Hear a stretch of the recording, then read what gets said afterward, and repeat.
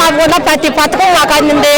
మా తమ్ముడు చెరువులో ఎన్ని మాట్లాడినా, పవన్ కళ్యాణ్ ఎన్ని మాట్లాడినా, చంద్రన్ ఎన్ని మాట్లాడినా అవన్నీ పందులు గుంపులుగా వచ్చి చెంపు సింగిల్ గా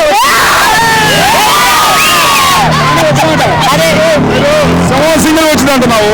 మరి మీ జగన్ దొక్కేస్తాను పాతాళంగా పవన్ కళ్యాణ్. దేవుడు ఆయన దొక్కేస్తాడు, పైన తండ్రి ఆయన దొక్కేస్తాడు.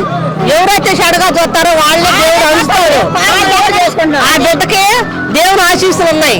ఈ ఆశీస్సులు లేని వాళ్ళందరూ తొక్కేస్తాం, లాగేస్తాం, పీకేస్తాం, గుంజేస్తాం అంటారు. వాళ్ళు ఏం చేయలేరు. వాళ్ళ చెల్లెలు కూడా బుద్ధిగా ఎంతమంది అక్క చెల్లెలను ఒక చెల్లెలు మాట్లాడినా కూడా లెక్కలేదు, జోవలేదు. కానీ ఇప్పుడు జగన్కి ఇప్పుడు దెబ్బ తగిలింది కదా, జగన్కి అది ఏదైతే కావాలని కొట్టుకున్నారని చెప్పి అంటున్నారు కదా వాళ్ళు. వాళ్ళ కర్మది, వాళ్ళ పాపం మోసుకుంటారండి. నా బిడ్డకు దెబ్బ తగిలింది, నా తమ్ముడు దెబ్బ తగిలింది. వాళ్ళు రాయి తీసుకుని వాళ్ళు బతుకమ్మను అంత సభలు ఎట్ట కొట్టుకుంటాడు. వాళ్ళు మూర్ఖులు కాబట్టి మాట్లాడుతున్నారు. వాళ్ళు బుద్ధిహీనులు. వాళ్ళు మన ఊరు నమ్మొద్దు. ఆ తండ్రి వస్తాడు, నా తమ్ముడు వస్తాడు, మా ఎదరాళ్ళందరికీ న్యాయం చేస్తాడు. మాకు ప్రతి పథకం అందింది. మేము నా అల్లుడికి ఇల్లు కట్టుకున్నాము, మా ఇల్లు లేదు, ఇల్లు కట్టుకున్నాము. ప్రతి పథకం మాకు అందింది.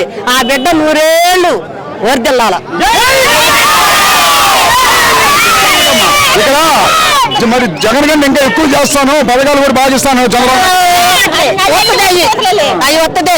నాకు ఇప్పుడు 50 సంవత్సరాలు చూస్తారు